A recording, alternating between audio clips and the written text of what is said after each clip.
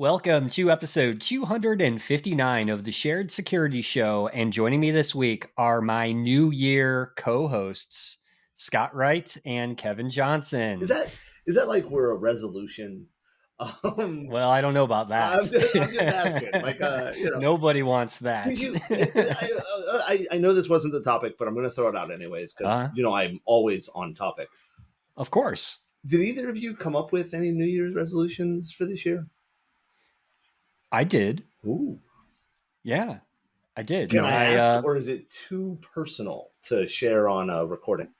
No, it's not personal at all. Okay. I'm planning on reading more books than I did last year. Okay. Very nice. That's a good one. Is Scott gone? I'm still here. Can you hear me? I just see your frozen video. You are either really good at holding still.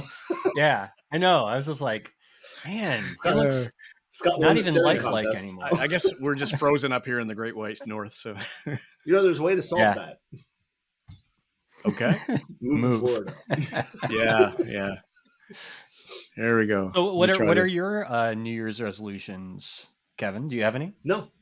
Okay. It's not a New Year's resolution. I would like to not be fat anymore. I am trying to get better at what I eat and exercise and stuff like that. But that's been something I've been working on for a few months now.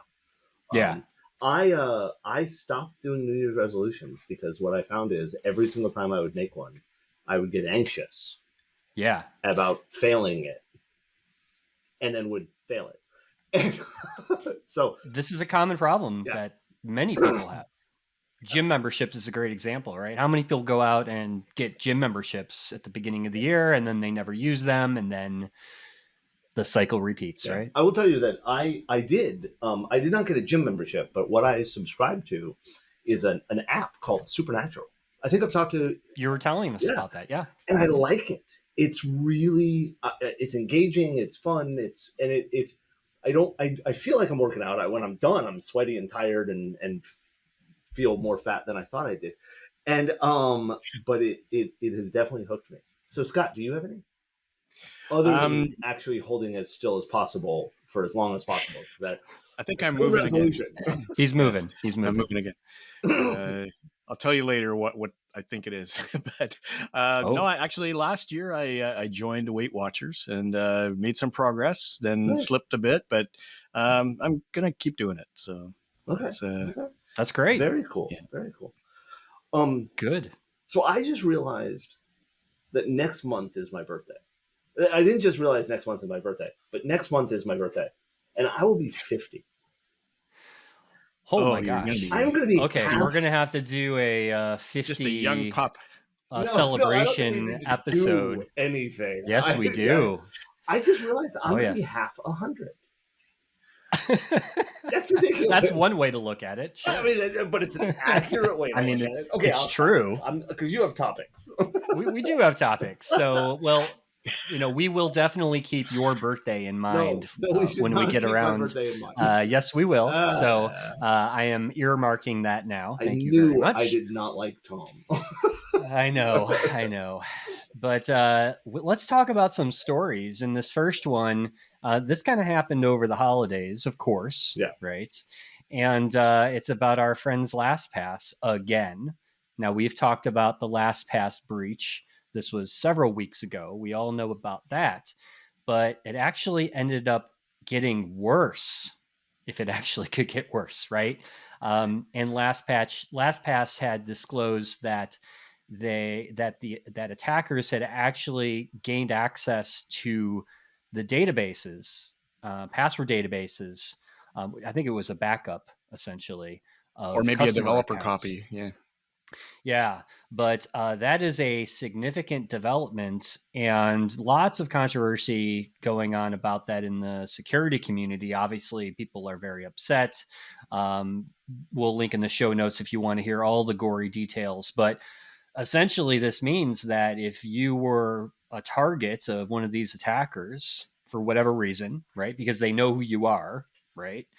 They have at least enough information to identify who you are, maybe not the contents of your password vault, but they could attempt to crack your password or your passphrase for your LastPass password vault, which is a little concerning because now all it depends is how strong is the password that you made for your vault, right? Yeah, it's interesting to kind of try and predict what the risks will be. You know, when we talked about, you know, the architecture of LastPass, and, you know, it was pretty well done and people didn't have a lot of concerns. But all of a sudden, as soon as you realize the vault is now in an attacker's hands, Well, you start to think about it a different way.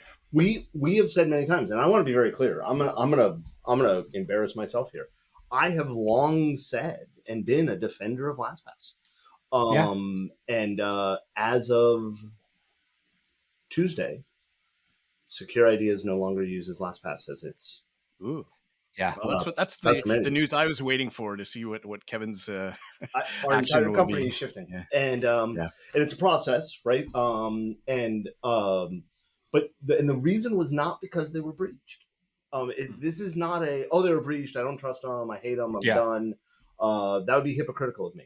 I very much do not believe we should drop businesses just because they were breached. Right. My issue is, one, I have significant issue with how they have handled this breach. Yeah. Right. Yeah. And that bothers me. And to me, that is, I don't believe that Secure Ideas sets any standards, but, you know, when we had the problem with our training company that got popped, and, you know, we tried to be I'm not even going to say as transparent as possible. We were completely transparent. This is what happened. This is what we saw. This is what they had access to. This is what this happened to. Right. And I'll give you the perfect example. LastPass, one, knew pretty quickly, based on what they're saying, that vaults were taken. We still do not know which vaults. As in, were they all of them? That's a good point. They never said that. Some of them, we assume it's all of them. Well, you have to assume it was all of them because, right? Yep. They don't say. Yeah. It's a completely different threat vector or a risk factor if every vault was taken than if 4 vaults were taken, right?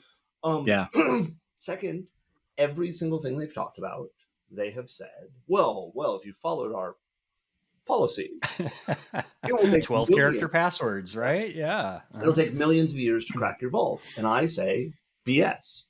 It will take up to millions of years. Yeah, that's a great point. To crack it. Yeah. And yes, I'm being pedantic, but when you're talking about something as serious as this, being pedantic is important. And let's be very clear.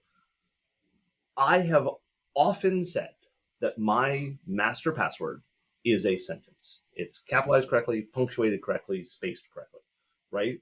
So right off the bat, you know enough information to try to crack my password.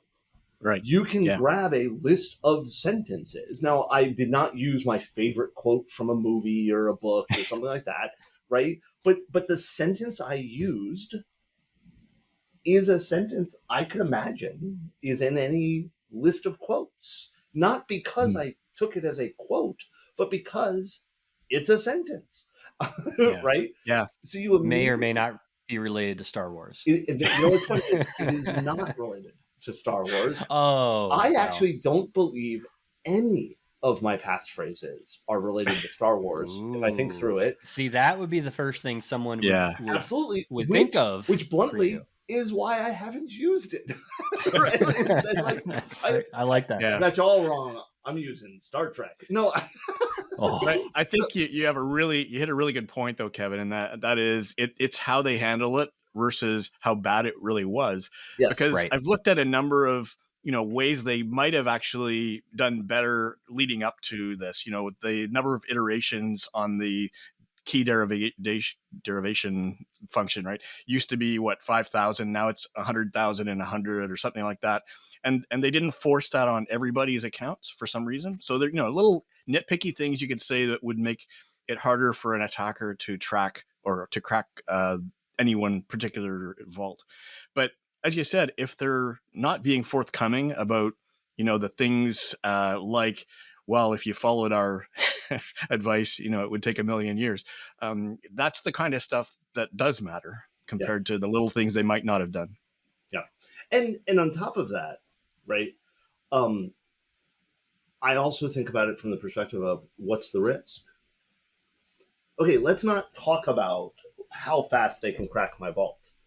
If somebody gains access to Kevin's vault and they decode it, decrypt it, right? What do you have access to?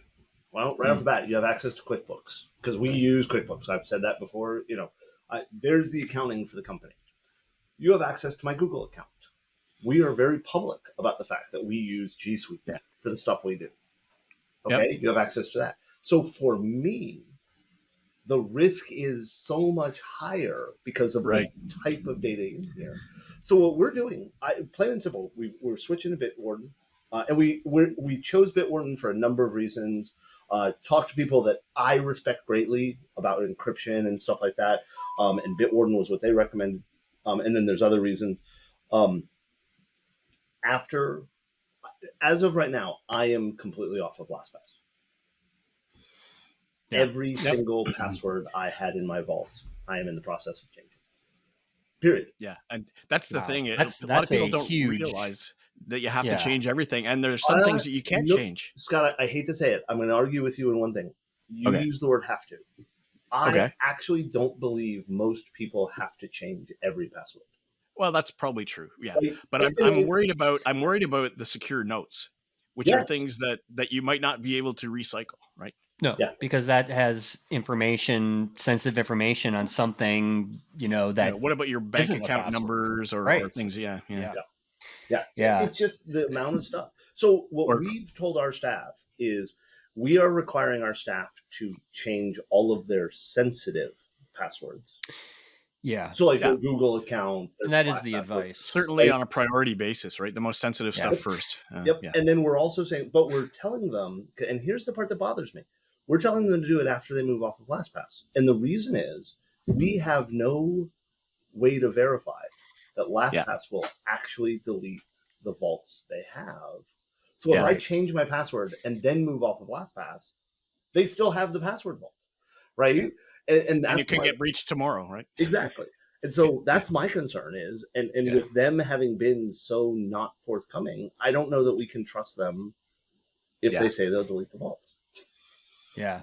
The other thing I want to mention too is that, obviously, high profile people that have a lot of money in cryptocurrency, human rights defenders, journalists. I mean, obviously those are going to be the main targets. Yeah. So, if I know everyone says, well, I'm nobody, why would somebody attack me? Right.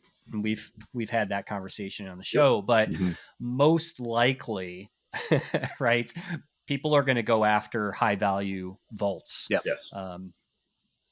But Kevin, you could be one of those high value targets. I'm not. You own a company. I don't think I'm very valuable. Your company is valuable, Kevin. well, and let's, all joking aside, right? My concern is not that I'm a high value target. It's that my customers are high value targets. Absolutely. And you need to protect your customers. Yeah, completely right. All right. Well, let's move on to our favorite segment, which is Aware Much? There we go. Well, it's been a while since we talked about crypto.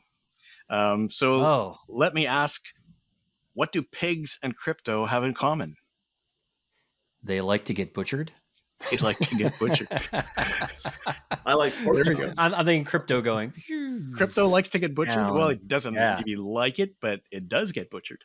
So we've got a story here that goes whole hog on how criminals are fattening up people to get them to invest and then butchering them, right? So it all starts with, those sort of innocuous little text messages or things that say, hey, how's it going? And most of the time we've taught people to ignore those things, right? Because they're probably going to lead to a gift card scam. But there are certainly much more expensive ways they could turn out if people aren't aware of this stuff. And that is the typical response to one of these, hey, how's it going things, or hey, I missed you or something, is I don't know you, or you got the wrong number or something like that.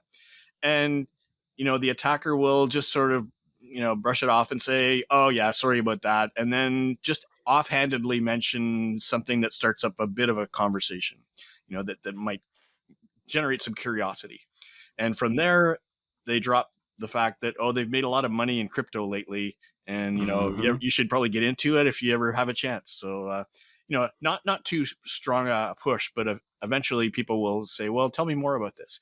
And what happens is they get led into malicious apps that literally portray fake profits on investments, and they are getting people to put more and more and more of their savings into these things, to the point where they've been fattened up enough, and the attacker basically just takes all the money and disappears.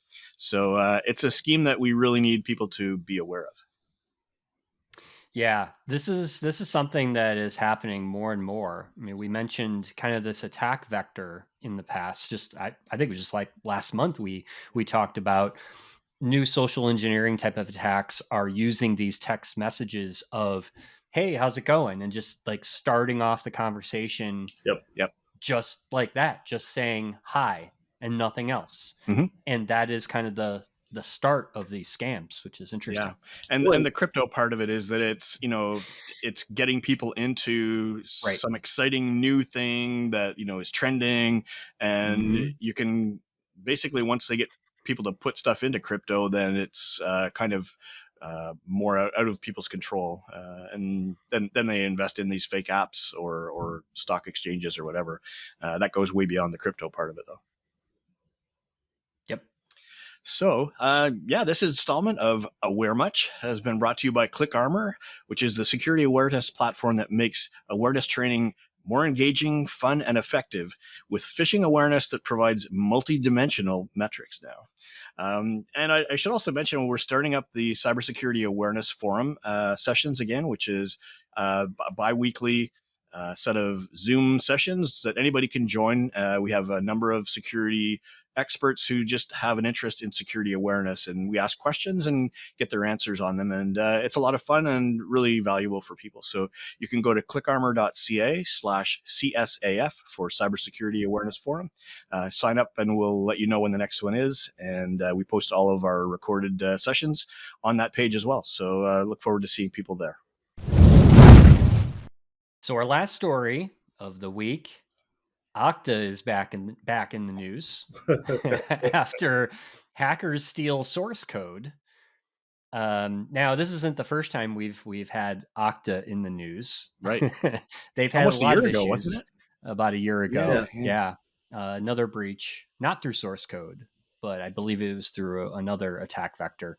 But this obviously, so for those of you that don't know who Okta is probably one of the largest authentication organizations that's out there that provides enterprise level authentication. So say you want to authenticate your employees to a number of applications.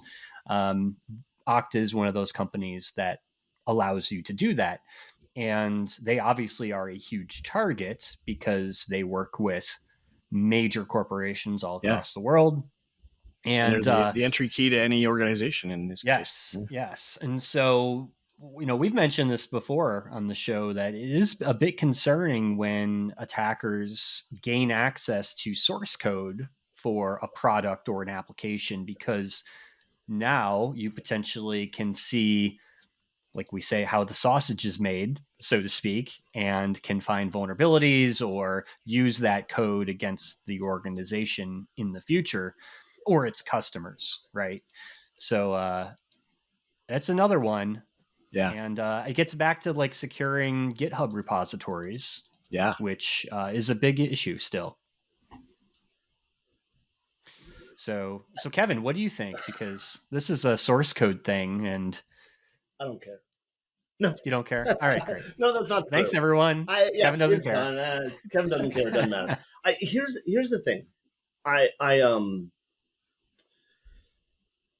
talked to a lot of people about this.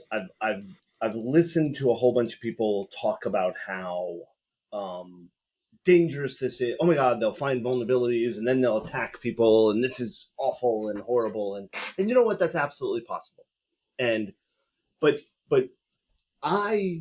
for Okta, this is bad. Reputationally, I Yes. know Kevin's opinion of reputational harm. Reputationally, this is bad. Okay. Okta also has a higher risk now of trade secrets being abused. Yes. Right? That's bad for Okta. For their customers, I don't know that this is that big a deal. Other than the idea that, their vendor is been breached and there's that badness.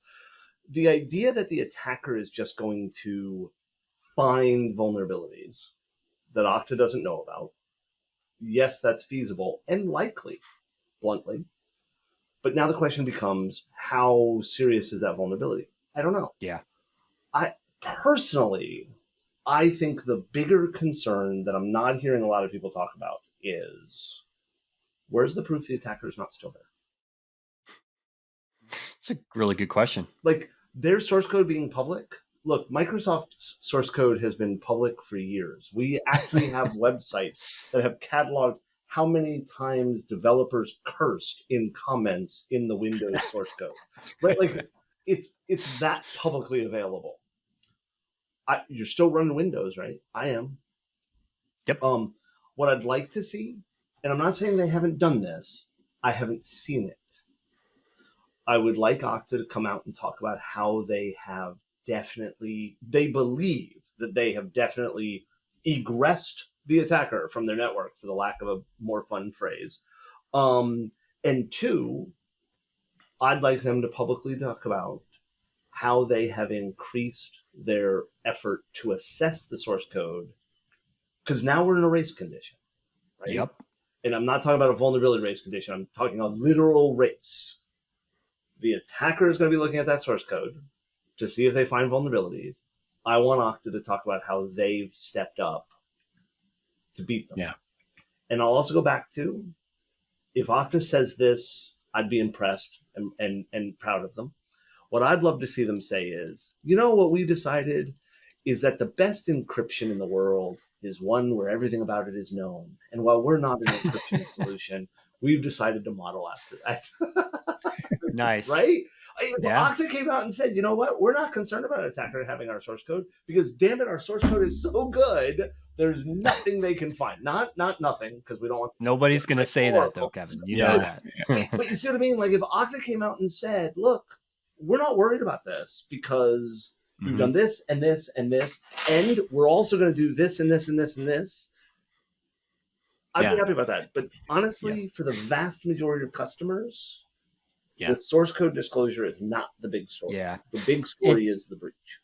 Yeah. It's interesting how this story ties back into LastPass, right? Yes, in terms of disclosure and how you disclose and how you go public with these things, because I just see this trend of there's not many companies that do it right. Yeah. And I think, based on what Kevin said too, it's almost a best practice that we should be pushing on major suppliers, major vendors, to say, how in your incident response plan, how are you going to recover your reputation? How are you going to convince people that things are back to normal? Yeah. Well, and honestly, that's the big, in my opinion, that's the big thing. Yeah. Right? Is how do you prove to me that this is good? And it won't happen again. Because that's what I want. That's what I want to know. I want to know what you're doing, what you're having.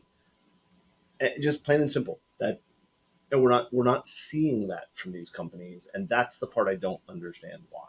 I don't, Yep. And I do get the legalities, we're a public company and shareholder value and blah blah blah blah blah, right? But they're getting talked about anyways. Let's talk about them in a good way. Yeah, it is actually important to realize that when LastPass started out, it was a startup that had really good intentions and good philosophical principles and security principles, and then they were purchased, and there was a lot of discussion at the time they were purchased as to whether or not those principles would be followed. Yeah. Yep. So, all right. Well, good stuff. Good topics this week. Great way to start the new year. breaches. Happy New Year. I bet you how Yay, we'll job finish the new year security. as well. That's right. Yes. So I think that's all we have time for this week. But thank you both as always. Really looking forward to 2023. It's going to be a good year, right? All of our predictions are going to come true that we talked All about the in good our ones. last episode of the year. Only the good ones. It's That's fun right. that we didn't really get caught out on the LastPass thing. We didn't predict LastPass was going to have a major security issue, but that was in 2022, so that doesn't count. Yeah. Well, we do predict more data breaches, so that one is going to come true. I guarantee it. True. All right. Well, thank you again, gentlemen, and thank all of you for listening. We will talk to you all again next week. Thanks for watching. If you enjoyed this episode and you'd like to help support the podcast, hit that like and subscribe button. To catch all the latest from the show, visit our website, sharedsecurity.net. Follow us on Twitter at SharedSec, and join our Reddit community on the Shared Security Show subreddit.